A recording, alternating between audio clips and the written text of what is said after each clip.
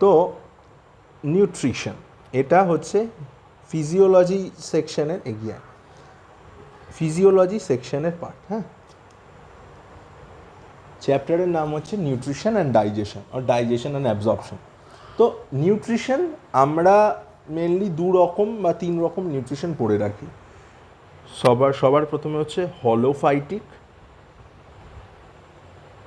হলোফাইটিক মানে হচ্ছে plant like nutrition, প্লান্টরা যেরকমভাবে নিউট্রিশন করে, মানে হচ্ছে সেটা কীরকম না, তারা অটোট্রপিক নিউট্রিশন, মানে তারা নিজেদের ফুড নিজেরা ফর্ম করে, তাই তো। আচ্ছা, তারপরে হচ্ছে কি হলোজোইক, যারা কমপ্লেক্স সাবস্টেন্সটাকে ইনটেক করে দিয়ে সেটাকে সিম্পলার সাবস্টেন্সে ভাঙে, মানে একটা কমপ্লেক্স খাবার খায় সেটাকে কমপ্লেক্সটাকে ভেঙে সিম্পলারে ভাঙে দিয়ে সেই সিম্পলার সাবস্টেন্স দিয়ে তার বডি ফর্ম হয়। লাইক আমি সাপোজ আমি রুটি খেলাম বা এই বিস্কুটটা খেলাম, সো এখানে কি আছে, এটা হচ্ছে কমপ্লেক্স ফাইবার, আমার বডি এটাকে সিম্পল ফাইবারে ভাঙবে, সেই সিম্পল ফাইবারটাতেই সেটা কাজ করার করবে। দিস ইজ কমপ্লেক্স থেকে এখানে সিম্পল হচ্ছে মানে ক্যাটাবলিজম হচ্ছে, দ্যাট ইজ আ হলোজোইক নিউট্রিশন। ঠিক আছে, এই দুটো ছাড়া আরেকটা আছে, দ্যাট ইজ স্যাপ্রোফাইটিক নিউট্রিশন, মানে হচ্ছে হু ফেড অন ডেড অর্গানিজম। ঠিক আছে, মৃত পচা গলা বস্তু, ডেড অর্গানিজমের ওপরে যারা ফিড করে দে আর কল্ড স্যাপ্রোফাইটস। ঠিক আছে, যা লাইক ফানজাই, ঠিক আছে, ফাঙ্গাস, ছত্রাক যাকে বলে। আচ্ছা, এইবার আমরা এখানে মেনলি অ্যানিম্যালের নিউট্রিশন পড়ছি, ঠিক আছে, এবং অ্যানিম্যাল এক্সক্লুসিভলি আমরা এখানে কার কথা পড়ছি না, এখানে আমরা মানুষের কথা বা হিউম্যানের ডাইজেশনের কথা পড়ছি। ঠিক আছে, তো হিউম্যান ডাইজেশন ঠিক মুখে যখন থেকে আমার ফুডটা এন্টার করে সেখান থেকে আমার ডাইজেশন শুরু হয়ে যায়, মানে আমার ঠিক ঠোঁটের নিচ থেকে just afterwards the lips the digestion process is starting. ঠিক আছে, এইখান থেকে ডাইজেশন শুরু হয়ে যায় এবং চলে কত দূর, একদম এন্ড অফ দ্য রেকটাম, পুরোটা হচ্ছে ডাইজেস্টিভ ট্র্যাক্ট বা পুরোটা হচ্ছে ডাইজেস্টিভ সিস্টেমের আন্ডারে পড়ছে। ঠিক আছে, আচ্ছা, তো আমরা এবার 1 বাই 1 পার্টগুলো আলোচনা করব। ঠিক আছে, আচ্ছা, সবার প্রথমে হচ্ছে আমাদের ডাইজেস্টিভ সিস্টেমের ফার্স্ট পার্ট, ডাইজেস্টিভ সিস্টেম।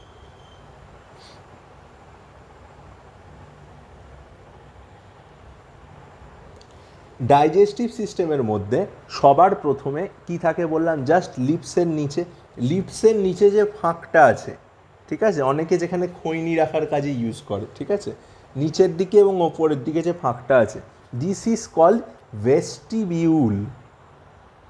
ঠিক আছে, লিপসের ঠিক নিচে যে ফাঁকটা থাকে এটাকে বলা হয় ভেস্টিবিউল।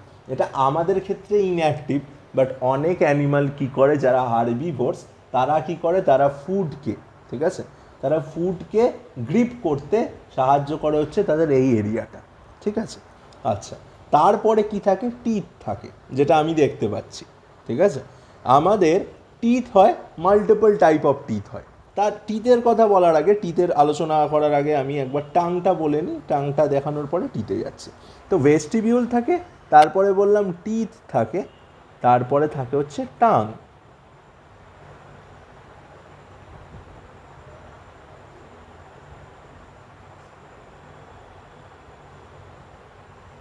ঠিক আছে, তো টাং হচ্ছে আমাদের বডির one of the most muscular part. ঠিক আছে, কন্টিনিউয়াসলি একটা মাসেল কিন্তু ওয়ার্ক করে যাচ্ছে, আমরা জানি প্রত্যেকটা মাসেল টায়ার্ড হয়, কিন্তু টাঙের মাসেলটা কন্টিনিউয়াসলি কাজ করে যাচ্ছে। আমি কন্টিনিউয়াসলি কথা বলে যেতে পারবো 2 থেকে 5 ঘন্টা। তাহলে one of the most muscular part of our body is tongue. ঠিক আছে, আমাদের টাং কি, আমাদের টাং হচ্ছে পেছন দিকটা আটকানো। ঠিক আছে, আমাদের টাঙের পস্টেরিয়ারলি বাইন্ডেড টাং। ঠিক আছে, অনেকের অ্যান্টেরিয়ারলি বাইন্ডেড টাং হয়, মানে সামনের দিকটা আটকানো থাকে। আমরা টাংকে কি করি, আমরা টাংকে প্রজেক্ট করি, মানে এরমভাবে সামনের দিকে বের করি। ঠিক আছে, কিছু অ্যানিমালস হয় টাংকে কি করে, ইজেক্ট করে। কারা, লাইক ফ্রগস, তাদের অ্যান্টেরিয়ারলি কানেক্টেড থাকে, আমাদের পেছনটা আটকানো আছে, ওদের সামনেটা আটকানো থাকে, যে ওরা এরমভাবে ফ্ল্যাপ করে, চাবুক যেরমভাবে বেরোয় সেরকমভাবে ওরা টাং বার করতে পারে।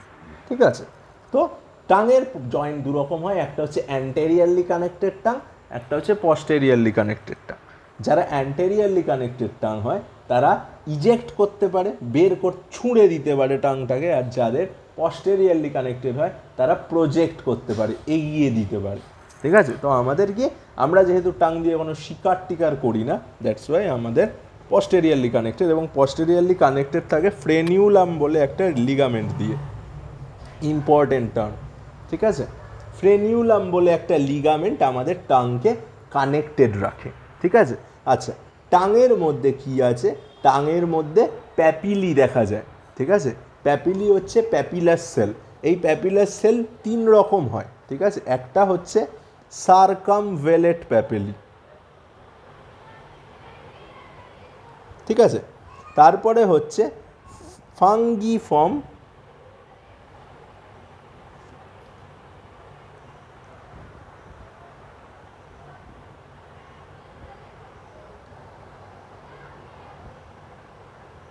প্যাপিলি, আর একটা হচ্ছে ফিলিফর্ম প্যাপিলি।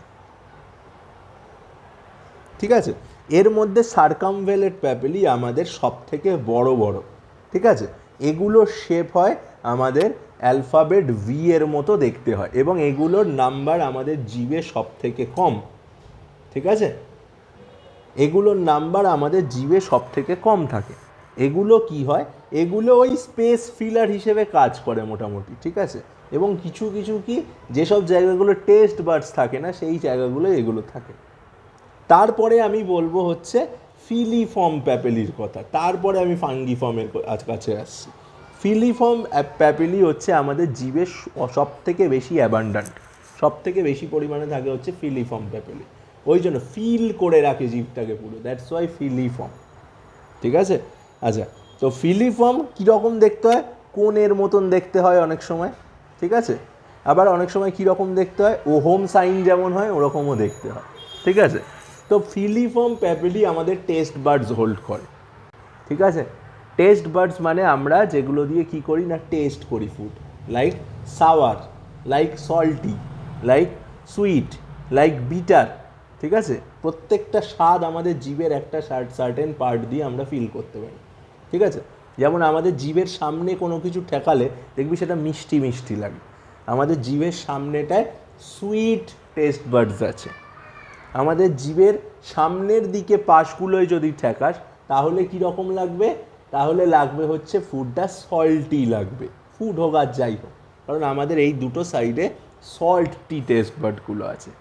আরেকটু পেছনের দিকের সাইডগুলোয় যদি দেখিস তাহলে সেখানে সাওয়ার লাগবে, টক। ঠিক আছে, কারণ ওই জায়গাটায় যে ফিলিফর্ম প্যাপিলিগুলো আছে সেগুলো টকের টেস্ট বাডটা হোল্ড করছে। আর পেছনের দিকে যদি একবারে চলে যাস তুই, জিভের পেছনের দিকে পুরো বিটার টেস্ট পাবি, মানে তেতো টেস্ট পাবি, কারণ পেছনের দিকে অধিকাংশটাই আছে হচ্ছে বিটার, আর আমাদের মুখে বিটার সব থেকে বেশি থাকে। ঠিক আছে, আচ্ছা, এইবার তোরা বলবি যে তাহলে ঝাল হলে কি হয়? অ্যাকচুয়ালি ঝালের জন্য আমাদের মুখে কোনো আলাদা রকম টেস্ট বাড নেই। ঠিক আছে, আমরা যখন কোনো সল্টি ফুড বা স্পাইসি ফুড খাচ্ছি যেটাই আমাদের ঝাল লাগে, তখন কি হয়? আমাদের ওইগুলোর ইনফ্ল্যামেশন হয়, মানে ওগুলো জ্বলে, ওগুলো নষ্ট হতে থাকে। টেস্ট বাড যখন নষ্ট হয় বা টেস্ট বাড যখন খুব স্পাইসি ফুডের মানে এক্সপোজারে আসে, তখন কি হয়? টেস্ট বাডগুলো থেকে একটা সার্টেন কেমিক্যাল বেরোয়, যার জন্য তোর জিভটা জ্বলতে থাকে। ঠিক আছে, এবার সেই জ্বলাটা লেভেল হয়। ঠিক আছে, তার পোটেন্সি লেভেল আলাদা আলাদা হতে পারে। সেটা খুব বেশি পরিমাণে জ্বলতে পারে, খুব কম পরিমাণে জ্বলতে পারে। যদি বেশি জ্বলে তাহলে বলবো যে হ্যাঁ ফুডটা খুব বেশি ঝাল, যদি একটু কম জ্বলে তাহলে বলবো না ফুডটা অতটা ঝাল নয়। বোঝা গেল? আচ্ছা, এরপরে আছে হচ্ছে ফাঙ্গিফর্ম। ঠিক আছে, ফাঙ্গিফর্মও অনেক পজিশানে থাকে, মানে অনেকগুলো থাকে। ঠিক আছে, ফাঙ্গিফর্ম দেখতে কীরকম হয়? এদের কোনো সার্টেন শেপ নেই, অনেকটা অ্যামিবার মতো দেখতে হয় এদের। ঠিক আছে, এদের কোনো সার্টেন নাম্বার নেই, এরা অবশ্যই অনেক বেশি পরিমাণে থাকে, বাট এদের কোথায় দেখা যায়? মেনলি আমার জিভের সাইডে দেখা যায় আর টিপে দেখা যায়।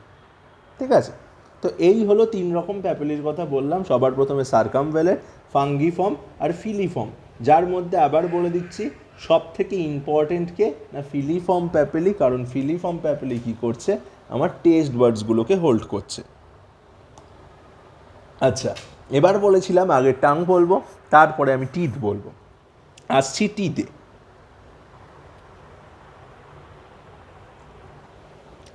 তো টিথকে সার্টেন আসপেক্টসের ওপরে ডিফারেন্ট টাইপসে ভাগ করা যায়। সবার প্রথমে হচ্ছে কিসে?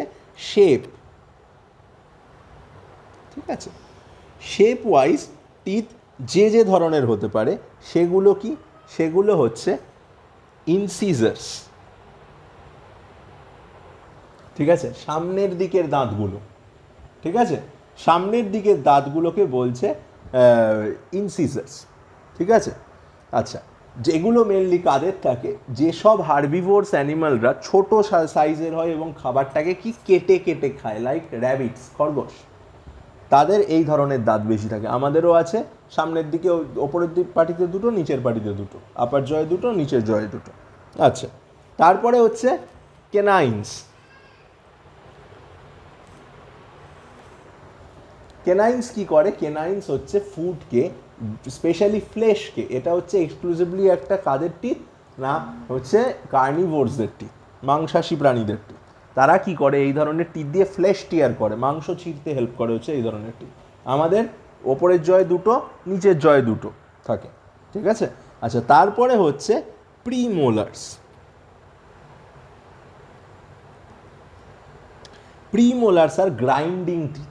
পেছনের দিকে যে লাস্ট তোর কেনাইন্সটা আছে, কেনাইনের পরে দেখবি দাঁতগুলো হালকা হালকা ছুঁচলো, তারপর থেকে আস্তে আস্তে ভোতা হতে শুরু করবে। ওই হালকা থেকে ছুঁচলোর মোটামুটি 2-3টে দাঁত, মোটামুটি যেগুলো আস্তে আস্তে ছুঁচলো থেকে ভোতা হতে শুরু করছে, সেই দাঁতগুলো হচ্ছে প্রিমোলার টিথ।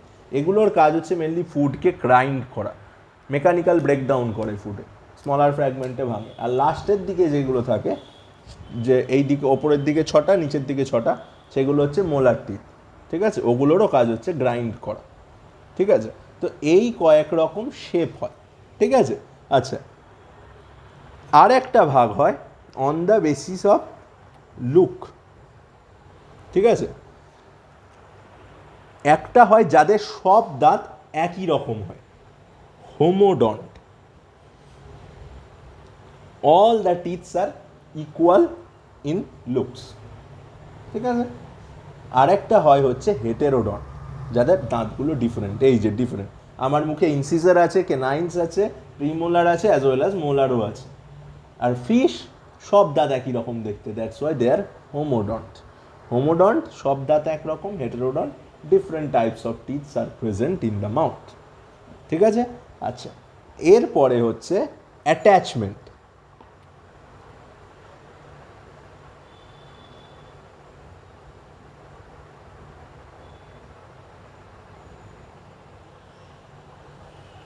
সবার প্রথমে হচ্ছে অ্যাক্রোডন্ট।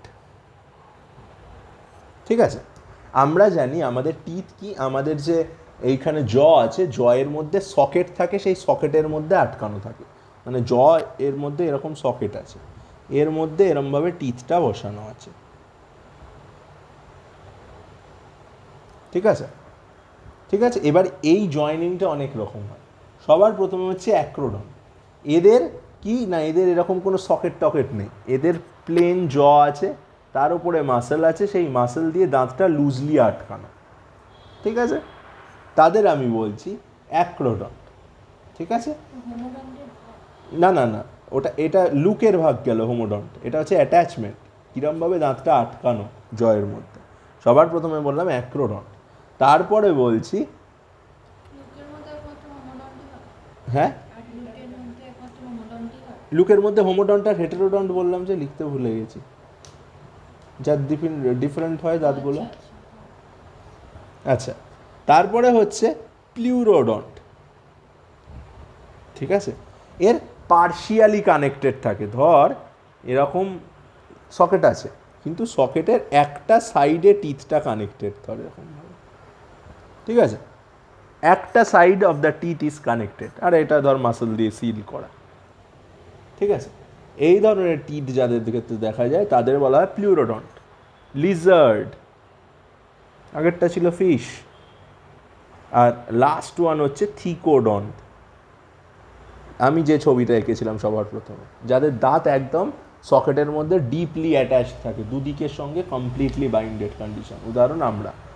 ঠিক আছে, তাহলে আমরা দুটো ক্যারেক্টার পেলাম আমাদের, এক হচ্ছে আমরা হেটেরোডন্ট, দুই হচ্ছে আমরা থিকোডন্ট।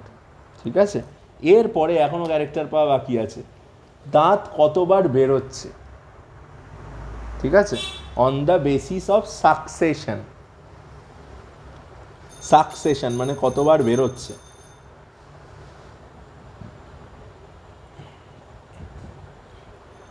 সবার প্রথম হচ্ছে মোনোফায়োডন্টস,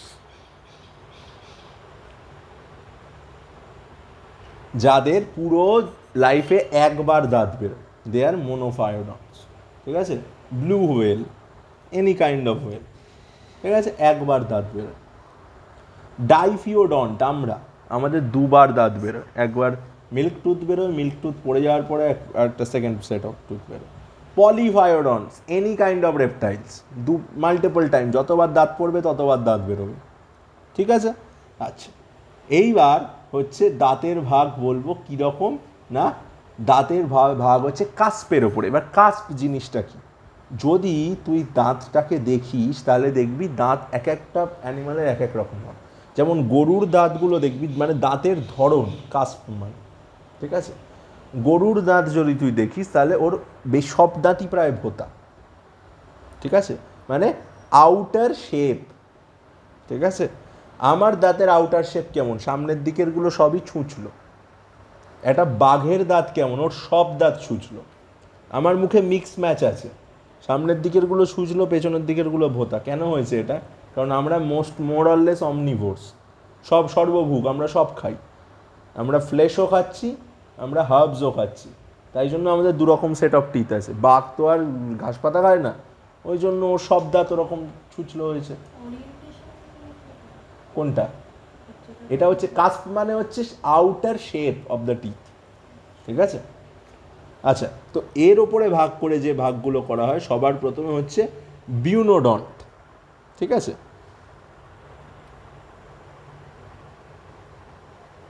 যাদের এন্ডগুলো রাউন্ডেড, ঠিক আছে, রাউন্ডেড টিথ থাকে, মাঙ্কিজ।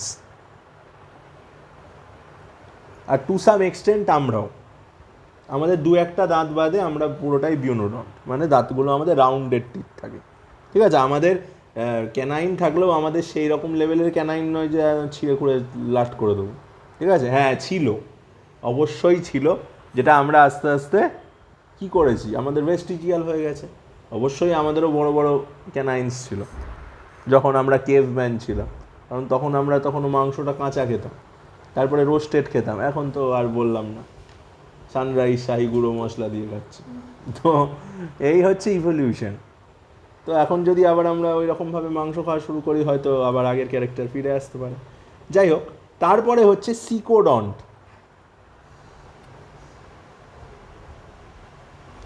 মেনলি হচ্ছে ফ্লেশ ইটিং অ্যানিমালদের ক্ষেত্রে থাকে, মাংসাশী প্রাণীদের সব দাঁত ছুঁচলো। ঠিক আছে, আচ্ছা, তারপরে হচ্ছে সেলানোডন্টস। ঠিক আছে, এদের ক্রিসেন্ট শেপের টিথ হয়, এরকম দাঁতগুলো, হাফ মুন, অর্ধেক চাঁদের মতন ওপরগুলো, বুঝতে পারলি, মানে দাঁতগুলো সব এরকম। ঠিক আছে, আর ওপরের দাঁতগুলো এরকম, মানে পাজেলের মতো গিয়ে বসে দাঁতে দাঁতে, বুঝতে পারলি, গরু, কাউ। ঠিক আছে, আচ্ছা, তারপরে হচ্ছে লোফোডন্টস।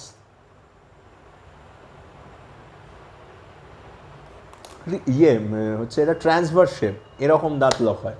আমাদের দাঁত লক হয় কীরকম, সামনাসামনি সোজাসুজি, একটার ওপরে আরেকটা। না, আমাদের দাঁতগুলো কীরকম থাকে, এই একটা পার্টি ধর, এই একটা পার্টি, আমাদের দাঁত লক হয় এরকম। আর যাদের ক্রিসেন্ট শেপ তাদের দাঁত লক হয় এরকম।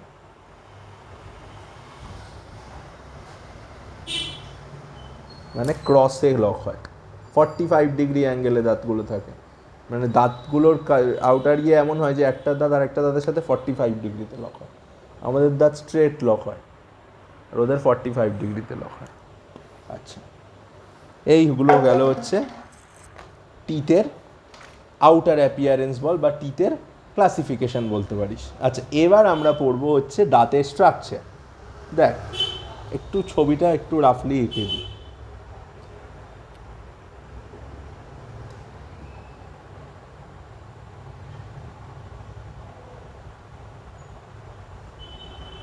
একটা কাজ করলে হতো, গুগল থেকে নামিয়ে নিচ্ছে। থাক, পেন যখন চালিয়েই ফেলেছে।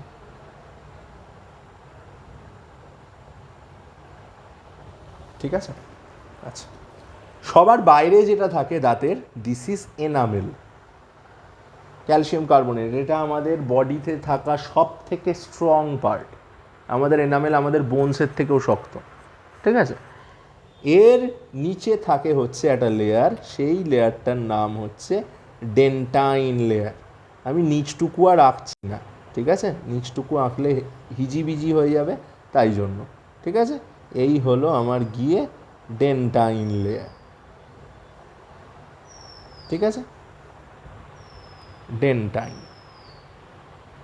এবার ডেন্টাইন লেয়ারের মধ্যে এরকম কলামনার সেল থাকে।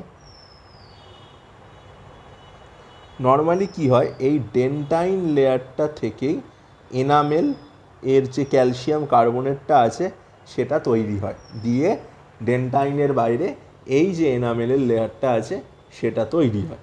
ঠিক আছে, আবার ডেন্টাইনের নিচে থাকে, যেখান থেকে ডেন্টাইন তৈরি হয় সেই সেলগুলো, সেই সেলগুলোকে বলা হয় ওডোন্টোপ্লাস্ট সেলস।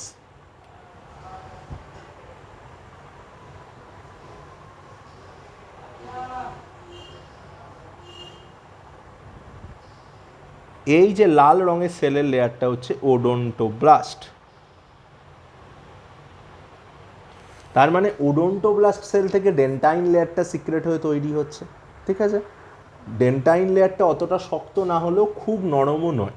ঠিক আছে, আবার ডেন্টাইন লেয়ারের সেলগুলো ফার্দার ম্যাচিওর হয়ে বাইরে তৈরি করছে এনামেল। ঠিক আছে, এটা যখন এমব্রায়োনিক কন্ডিশনে আমরা থাকি, মানে মায়ের পেটের ভেতরে যখন থাকি, তখন এই প্রসেসটা হয়। ঠিক আছে, আচ্ছা। আর এই একেবারে ওডোন্টোব্লাস্টের নিচে যেটা আছে এইখানে, এখানে মেনলি আমার নার্ভসগুলো থাকে।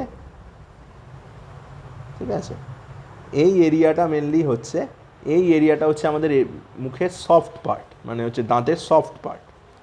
এই জায়গাটাকে বলা হয় পাল্প। ঠিক আছে, এইটা হচ্ছে পাল্প। ঠিক আছে, এটা হচ্ছে একদম দাঁতের কোর, দেখা যাচ্ছে। আচ্ছা, আর এইখানে থাকে হচ্ছে নার্ভসগুলো। ঠিক আছে, আচ্ছা, এইখানে আমাদের যেখানে হচ্ছে জয়েন্ট থাকে, এই দুদিকে দাঁতটাকে একটা কী দেওয়ার জন্য, একটা মেকানিক্যাল সাপোর্ট দেওয়ার জন্য ছোট ছোট ছোট ছোট বোন ডাস্ট আর বোন চিপস থাকে। আমাদের মাড়িটা, মানে হচ্ছে আমাদের জয়ের যে ইয়েটা আছে, ট্যাকটাইল যেটা আছে, সেটা তৈরি হয়েছে এরকম বোন চিপ দিয়ে। কেন বোন চিপ দিয়ে তৈরি হয়েছে না, স্ট্রাকচারটাকে স্ট্রং করার জন্য। দাঁত হচ্ছে নিজের দাঁতের বাইরেটা একটা স্ট্রং লেয়ার, এবার সেটাকে তো একটা নরম জিনিস ধরে রাখতে পারবে না, কখনো বেরিয়ে যাবে খুলে দাঁতটা। তো সেই জিনিসটাকে, সেই বন্ডিংটাকে স্ট্রং করার জন্য মানে সকেটের বন্ডিংটাকে, তার চারিদিকে একটা এরকম বোন চিপের লেয়ার আছে। ঠিক আছে, যেটা কি করে, স্ট্রাকচারটাকে স্ট্রংলি বন্ড করে রাখতে হেল্প করে। আর এর নিচে আছে আমাদের যে লোয়ার জয়ের বোন, সেটা। ঠিক আছে, এই হলো গোটা স্ট্রাকচার। ঠিক আছে, আর সবার বাইরে এইখানে যে তোর ইয়েটা থাকে, ওই ডেন্টাইন থাকে, ডেন্টাইনের বাইরে একটা প্রিডন্টাল মেমব্রেন, মানে হচ্ছে ডেন্টাইন থেকে এনামেলকে আলাদা করেছে।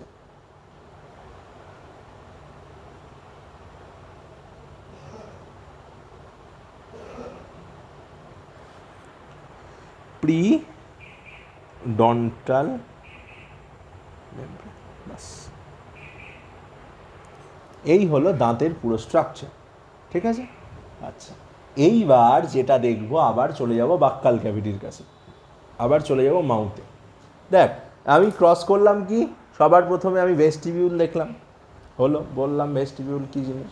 তারপরে আমি জিভ দেখলাম, বললাম জিভ কী জিনিস। তারপরে আমি টিথ দেখলাম, টিথের স্ট্রাকচার আলোচনা করলাম, টিথের মধ্যে কী কী আছে সেটাও দেখলাম। ঠিক আছে, একটা কথা ছোট বলে দিই, এই যে সেন্সিটিভিটির সময় কি হয় জানিস, এনামেল কোনো কারণে যদি তোর লস হয়, এবং এনামেল লসের সব থেকে বড় কারণ কি জানিস, সেন্সিটিভ টুথপেস্ট। সত্যি কথা, মিথ্যা কথা অ্যালাস, কিছু করার নেই। তোর যে রেগুলার যে খাবার খাস, তুই যদি সুস্থভাবে মেনটেন করিস তোর মানে হচ্ছে ডেন্টাল হেলথ, তাহলে কখনো তোর সেন্সিটিভিটি আসতে পারে না। বোঝা গেল? তুই যদি এই অ্যাডগুলো দেখে এখন একটা সেন্সিটিভ টুথপেস্ট এনে দাঁতে দিস, সেন্সিটিভ টুথপেস্টে থাকে ফ্লুয়োরাইড, যেটা একটা structural material for your teeth, ঠিক আছে, যেটা তোর দাঁত গঠনে সাহায্য করে। এবার ওইটা টুথপেস্টের একটা লেভেলে দরকার আমাদের ডেলি ইনটেকে, যেটা এতটা কম মানে কল্পনা করা যায় না। এবার সেটার 100 টাইমস থাকে হচ্ছে টুথপেস্টের একটা পি শেপের পিসে, ঠিক আছে। সেন্সোডাইনের একটা এইটুকু পি শেপের নিলে, সেকশন নিলে তুই যতটা পাবি ওর মধ্যে 100 টাইমস তো আছেই, যতটা তোর দরকার ডেলি।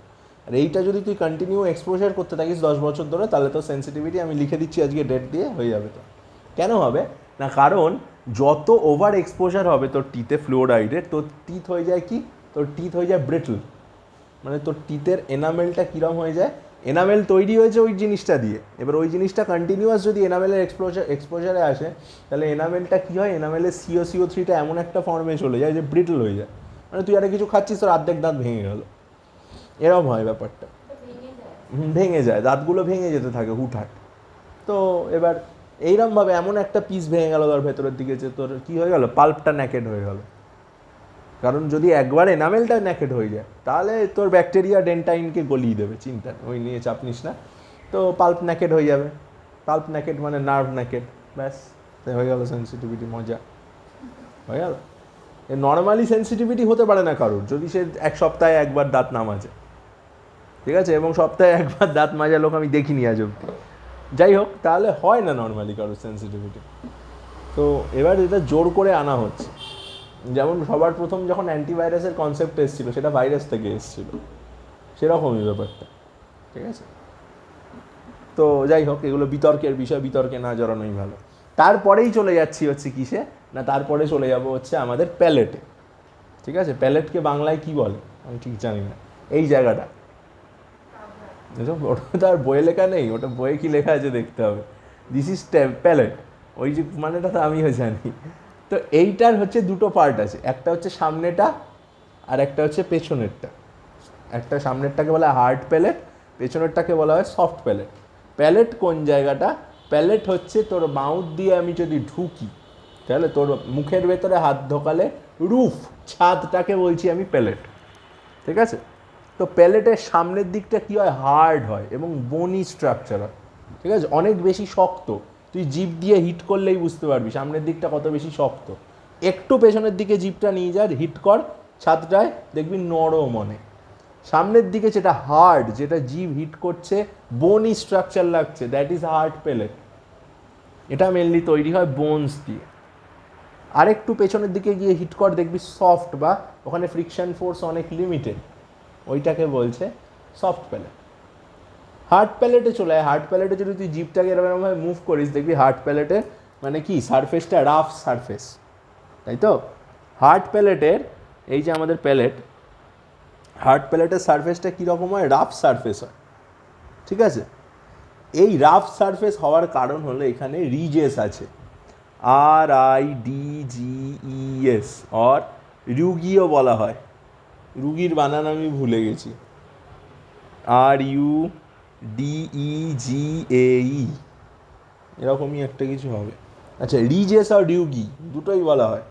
এই যে যে খাঁজগুলো দেখতে পাচ্ছিস এই প্যালেটে, সেগুলোকে বলা হয়। ওগুলোর কাজ কি, ওগুলো ফুডকে গ্র্যাব করে চিবোতে, চিউ করতে হেল্প করে। যেমন এই রিজেস বা রিউগি আমাদের মুখে অনেক কম। তুই যে কোনো রকম ফ্ল্যাশ ইটিং অ্যানিম্যালকে দেখ, কুকুরকে দেখ, সাধারণত কুকুর হাঁ করলে মুখটার ভেতরে দেখবি কাটা কাটা কাটা কাটা কাটা কাটা, ওদের প্যালেটটা কত বড় এবং ওদের প্যালেটে কত রুগি আছে বা রিজেস আছে। সেখানে আমাদের কিছুই নেই, কারণ আমরা ওরমভাবে মাংস খাই না, তাই, ঠিক আছে। বাঘ ঠাগের কথা তো বাদই দিলাম আমি। তো আমাদের হার্ড প্যালেটে রিজেস থাকে টু কি, গ্র্যাব দ্য ফুড, আর কি, চিউ করার জন্য, to help in chewing the food, হলো। আর হার্ড প্যালেট যেখান থেকে শেষ হচ্ছে সেখান থেকে শুরু হচ্ছে সফট প্যালেট। আর সফট প্যালেটটা দেখ স্মুথ, জিভ চালা স্মুথ, কারণ ওইখানটা স্মুথ করা হয়েছে ফুডটাকে চিউ করার পরে, যাতে ফুডটা কোনো রকম ফ্রিকশন ছাড়া আমার ইসোফ্যাগাসে পাঠানো যায়, মানে ফুড পাইপে পাঠিয়ে দেওয়া যায় এখান থেকে সোজা, তাই জন্য ওই জায়গাটাকে স্মুথ করা হয়েছে, ঠিক আছে। আচ্ছা, এক সেকেন্ড দাঁড়া, তো আমি এটা ইয়ে করি, ছবি করি, খাটনিটা একটু কম হবে। জল তো নিচে আনিনি।